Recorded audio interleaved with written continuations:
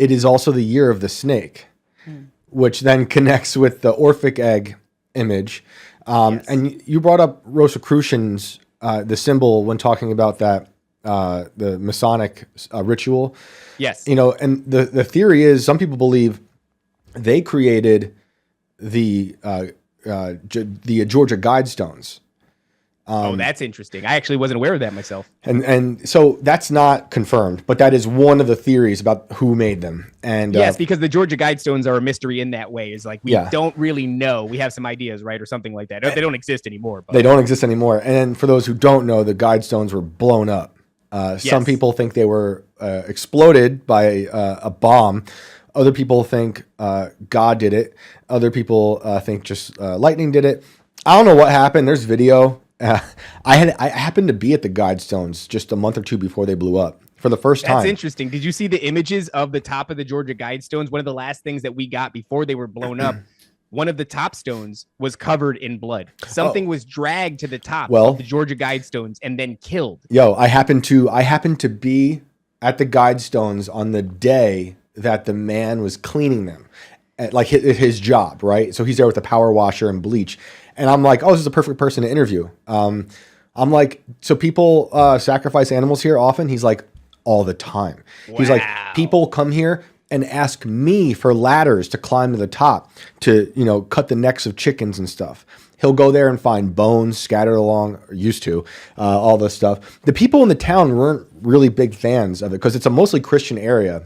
And everyone in the area was like, these things are kind of like demonic because it talks about population control. They basically lay out in multiple different languages a plan to keep the population of the planet at a sustainable level. And when you read the numbers, I forget what the numbers were, but they were like, you're gonna have to do some serious culling if you ever hope to reach that number. Which then, if you talk to people who love the Guidestones and they're out there, they'll say it's not about culling, it's about an apocalyptic thing happening.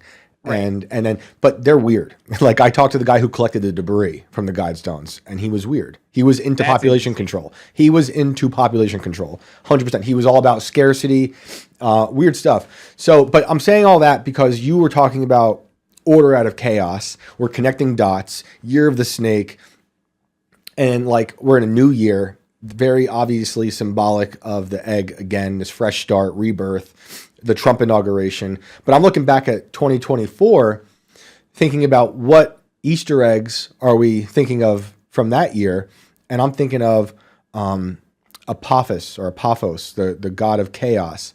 Yes. And during the solar eclipse, NASA, for whatever reason, performed their shooting rockets into the eclipse with the Apophis. They called it after the god of chaos. Yes, yes, yeah. And this is something that, like, I think a lot of these gods, they're interchangeable, right? So, like, for example, like Nimrod, Gilgamesh, and Osiris all seem to be the same entity, just by different cultures and different names, but otherwise they're described as being the same. And so when it comes to like this god of chaos, I don't think there's very many of them. I just for your audience sake, I believe that these entities are tangible entities. Mm-hmm. I believe that the spirit realm is dense and it is much larger and much richer than the physical realm that we inhabit. I think these entities do exist, and I think it's worth noting that Elon Musk turned his profile into Kekimus Maximus, which is Kek is the Egyptian god of chaos, often depicted by a frog, which is interesting because we're inundated with all of these Pepe frogs for the past, I don't know how many chaotic years. He's kind of been the mascot through all this chaos that we've been going through. Didn't he, wasn't his profile picture before the Kekimus Maximus? Wasn't that him in the costume with the devil? Yes, yeah. And so whatever role Elon Musk plays in this, it is much more than, like, when you watch him do the whole, like, my heart goes out to you thing, and people go like, oh, he's just like a cheerful autist. It's like, this is a man who's running the Boring Company. He's running Twitter. He's running SpaceX and Tesla and all these different things. Plus, he's ranked like #1 in Diablo or something like that, which is I hear that he bought his account. Right. But still, this is not an unintelligent man who's not aware. Right. He has his finger on the cultural pulse to such a degree. I would say nobody is closer to understanding the culture of America than Elon is, and it's part because he is engineering it. I believe it's not only that, though. It's that he literally purchased the collective consciousness. Yes. And he's monopolized the public square, and he is literally feeding everything we say into the robot brain of his buddy Optimus, where he then lets his AI scan through everything, and then it feeds into his Neuralink, which I'm almost positive he has. Oh yeah, I definitely think he does. Sometimes I think that there's a lot of theatrics in like the long, awkward pauses that he does. He's doing one of two things. Either he is trying to convince you that he is not like you, right? Or he's just waiting for the results to finish rendering in his Neuralink. And so I don't know where to put this. I'm highly skeptical of him. We get into this kind of weird space right now culturally where we're lionizing and championing different people because they say base things or they align with your ideology for a period of time. And it's like, we need to treat everybody with a really high level of skepticism. And I don't know where he falls on this. I know there's a lot of weird things. Like, I don't know if you guys have ever heard, there's a video. I've seen the video myself. I don't know if this woman is who she says she is, but she claims to be his house cleaner. Yeah. And she says that she saw him do all sorts of weird things to the extent, I think she described portals and things like that. His house cleaner when he was a child, I should say. And what she saw drove her to such concern that she went and asked his mother if he was the Antichrist. And then allegedly his mother, which, by the way, if you look her up, very strange character. I won't go into depth in it, but just go ahead and look up Mama Musk and look at some of those pictures and tell me that is your, I don't know, your wholesome nuclear family mom. She's something else entirely. But she says, no, he's not the Antichrist, but he will bring about the mark. He's not the beast, but he will bring about the mark is the language that this woman used in the video. So I don't know what to make of him. I'm inclined to believe that we're being subjected to a high level of theater. And much of it is happening in a language that the average person is not equipped to decipher. Well, Salvador Dali would be very proud. That's right. What's that? Dali, you know, because a lot of his artwork had eggs in his artwork. That's true. Yeah. And a lot of surrealism he explored and stuff like that. And Dali, I was at his museum in Spain earlier this year because it's out here in Florida, or there is one in Florida. And I was struck with the amount of occult symbolism that is embedded within his work. And I think it's worth mentioning here on the topic of occultism, as this is a good mention, I would have forgotten this. Aleister Crowley, when he was doing the Amalantra workings in, I believe, upstate New York, so your neck of the woods, he ends up coming into contact with an entity named Lamb.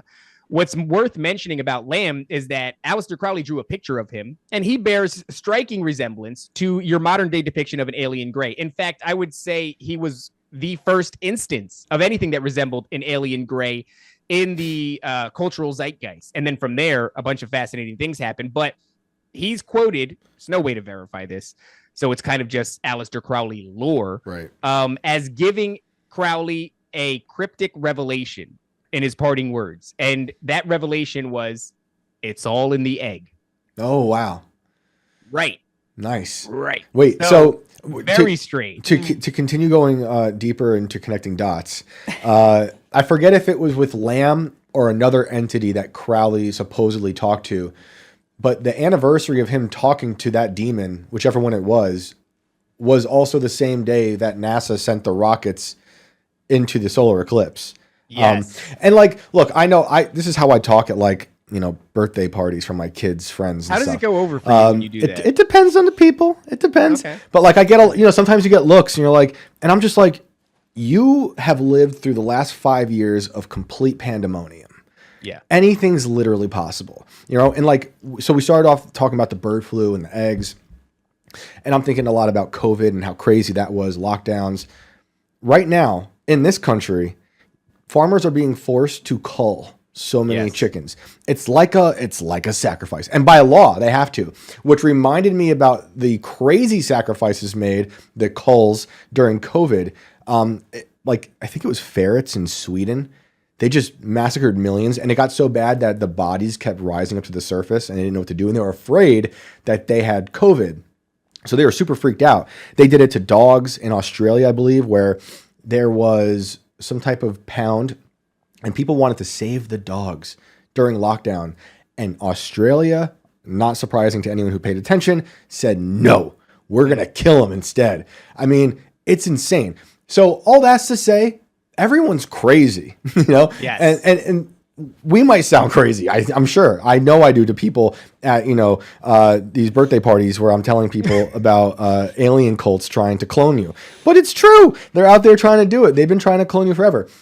The world is very strange, right? It is very strange. And look, I mean, you were just talking about Elon and Optimus, which is a funny language word to use, but he made a tweet on the 4th, so only a few days ago, where he said the Tesla Optimus hand is so sophisticated that it makes a Fabergé seem simple. Oh, I recognize this once again as egg communications, right? We're talking about a Fabergé egg. It's a very complex, which is why he used that language to describe the Optimus hand, a very complex decorative egg. It is one of the most sought after what would you call it? I mean, it's an ornate piece. It's something indicative of royalty. It's incredibly expensive, expensive. And it's a gift oftentimes from one leader of a country to another leader of a country. So very particular language to use. I went through his profile. He has mentioned, he's used Fabergé or Fabergé egg as a euphemism to describe his technology 3 times. And look, I mean, that doesn't on its own,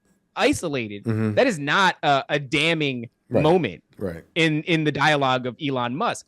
But when it's combined with all of these other strange happenings, I once again am inclined to believe that this sort of is a sort of communications. Now, I think it's important to kind of like speculate, because that's all we could do here, about the nature of these communications. What does it mean when they're doing this? I mean, it's interesting because a lot of the egg reports, they provoke fear. And that's worth mentioning, right? It's like they want you in a state of fear. It's interesting to me that the Bible, now this might be a bit of a misnomer, but I think it's still pretty accurate.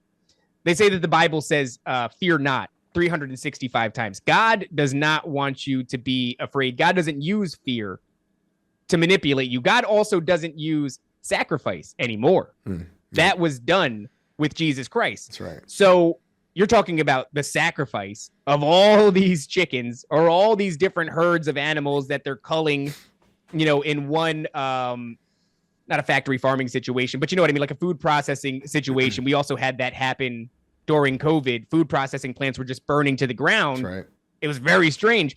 But it's all tainted with this economic fear as well, right? So everything is like, that's how you display to the average American that we are in an economic crisis. You show them empty shelves. And I think it's like it's a cornerstone. It's a fundamental food. It's the thing you start your day with. It's your breakfast food. The eggs are gone. And it's like, if the eggs are gone, what else stands a chance, right? So I think it's worth mentioning that it seems to be kind of a fear ritual.